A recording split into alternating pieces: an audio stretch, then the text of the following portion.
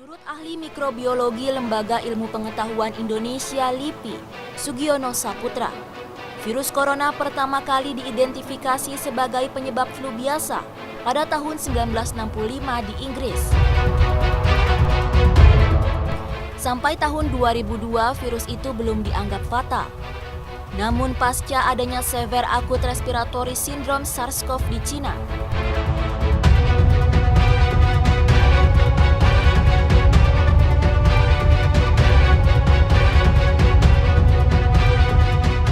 dan pada tahun 2012 juga terjadi wabah Middle East Respiratory Syndrome MERS-CoV di Timur Tengah.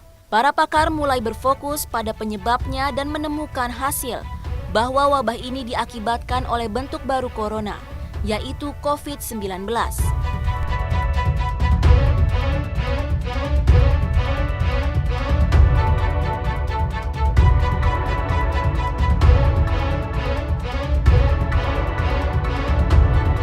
Virus corona ini memang salah satu jenis virus yang kita namakan dengan single stranded RNA, material genetiknya itu.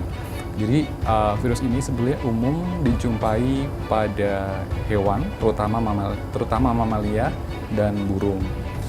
Nah, kalau menurut referensi dari ICTV atau International Committee on Taxonomy of Viruses, sekarang ada kurang lebih 40 jenis coronavirus atau yang kita sebut dengan Coronaviridae, termasuk salah satu jenis yang terbaru dari COVID-19.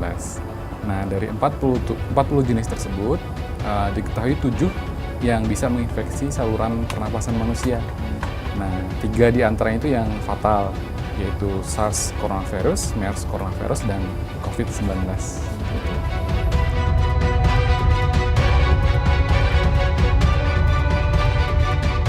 Memang ada 7 jenis coronavirus yang bisa menginfeksi manusia.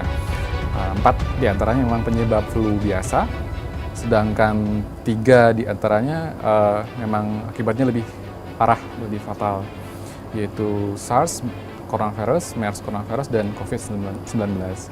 Sebetulnya kalau kita lihat dari gejalanya memang hampir serupa ya. Yang umum adalah demam, kemudian juga batuk. Dan yang membedakan dengan flu biasa adalah bisa jadi nanti yang dari ketiga jenis fatal coronavirus ini, dia bisa menyebabkan pneumonia akut, kemudian gejala sesak napas, bahkan juga menimbulkan beberapa kegagalan organ ya, terutama bagi orang-orang yang memang sudah punya riwayat penyakit sebelumnya.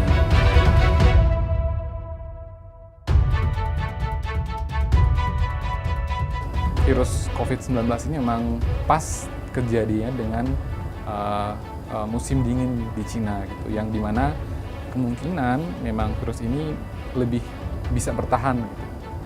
Yaitu tadi bertahan di suhu yang lebih dingin dengan kelembaban yang pas juga gitu. Nah, kemudian juga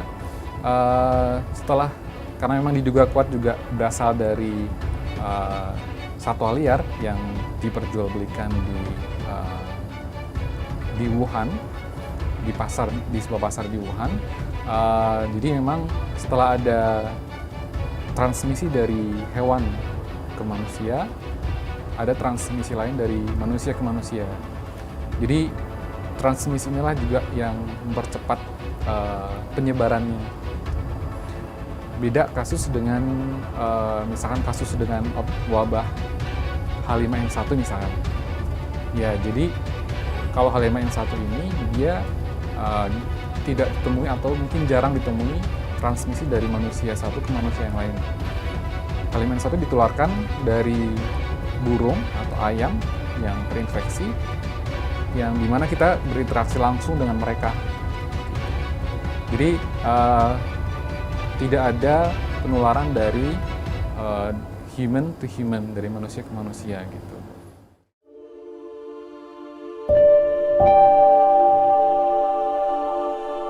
Infeksi COVID-19 kini semakin menyebar hingga ke 39 negara di dunia. Negara tersebut diantaranya adalah Cina, Jepang, Prancis, Australia, Amerika Serikat, Kanada, Nepal, Singapura, Malaysia, Korea Selatan, Thailand, Taiwan, dan Vietnam. WHO mengimbau dunia siap siaga potensi pandemi COVID-19. Kebanyakan virus corona menyebar seperti virus influenza pada umumnya. Virus ini menyebar melalui batuk dan bersin mereka yang terinfeksi. Penyebaran juga bisa terjadi lewat sentuhan tangan, wajah, dan pegangan pintu atau bagian lain yang umum disentuh. Dari Jakarta, Farah Hadijah, Syamsul Rizal, Kantor Berita Antara mewartakan.